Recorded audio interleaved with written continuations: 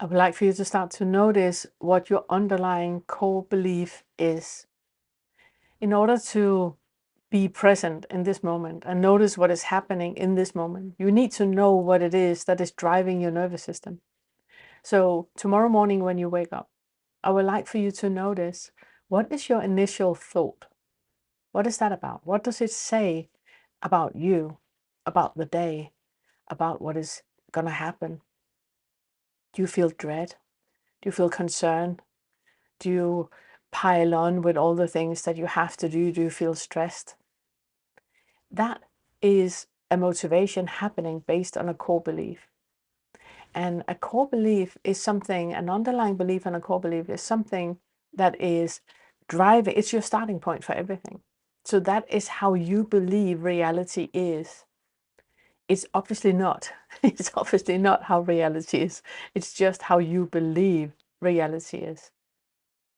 So, what I would like for you to do is really notice that core beliefs that you have, that underlying beliefs that you have about what reality is.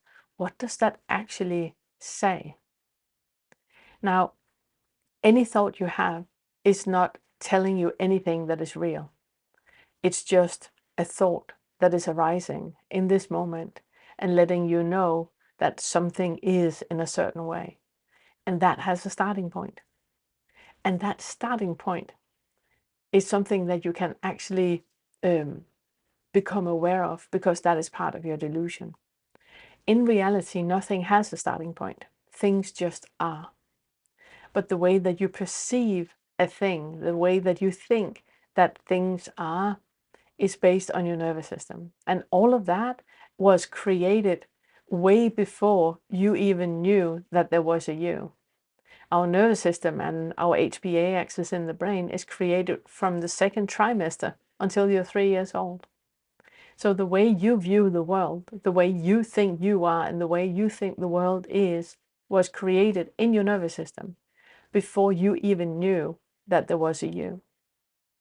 And that is the crazy part, because we still live our everyday life as if what I believe is real is real. It's not, though. It's just how your nervous system is perceiving it. And your memories are not created because of accuracy. Your memories are created based on survival, to make sure that you made it this far. So when you wake up in the morning, the first thought you have is very, very indicative of what your underlying belief is, on what your core belief is about you and everything else. And it's really a great metaphor for how your nervous system is. You will start to notice, if you become aware of this and you start to notice this, you will notice how many times during your day that your underlying belief about reality is being copy pasted. So you're in traffic and your underlying belief is there. You believe that you are unsafe, so you need to be aware. You're standing in the supermarket and you're afraid somebody's going to skip the line and get in front of you. You're afraid. So in the second feather, where we work with, is the curriculum about doubt and the identification with feeling and emotions. We also work with something that we call the emotional indicators. And the emotional indicators are the underlying beliefs that we have. For example, fear, anger, guilt, and shame.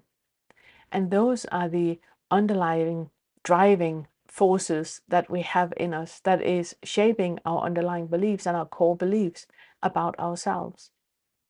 They're not true, though. It's just the way that your nervous system has been built. There is no you anywhere. There is causes and conditions. And then there's this psycho, bio, endo, neuro, social activation happening that has become your personality.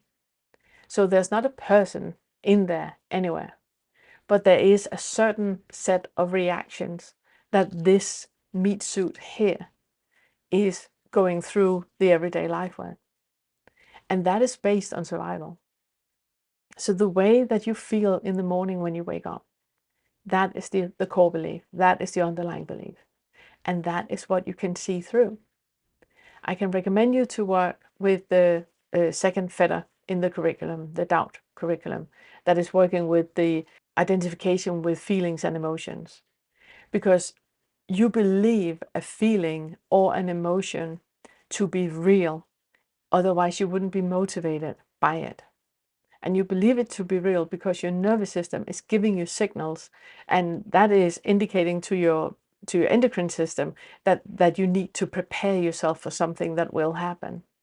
All that is happening in your thoughts, and your thoughts are giving signals to the nervous system, and that is being released, and off you go.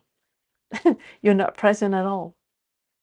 So in order to work with this, to really, really dissolve this very thick delusion that you have about what reality actually is, I would like for you to look into your core beliefs and the identification with thoughts, feelings, and emotions.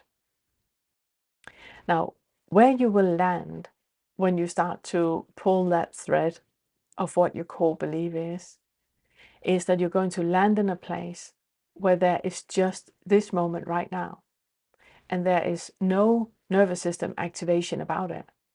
You don't feel threatened. You don't feel fear, anger, guilt, and shame. And if anything happens, if any old remnants of that fear, anger, guilt, and shame is arising, you no longer believe in it. You know this is the nervous system that is activating, and I can hold space for that.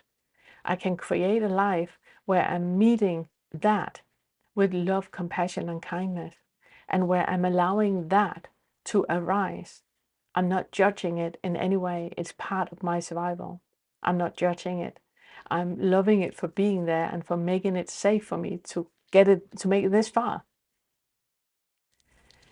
That is where it's going to end up, where you have that pure experience in this moment, with that arising happening in this moment, where there's no opinions about it, and there's nothing in this moment that need to change or need to be added or subtracted. This moment just is, and it's pure and perfect as it is. Nothing needs to change. And that is what will happen if you start to pull the thread of your core beliefs and of your underlying beliefs. So tomorrow morning when you wake up, notice, what is your starting point?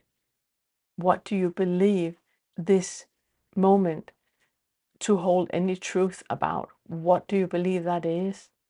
And are you sure about that? Let me know how you get on. Thank you.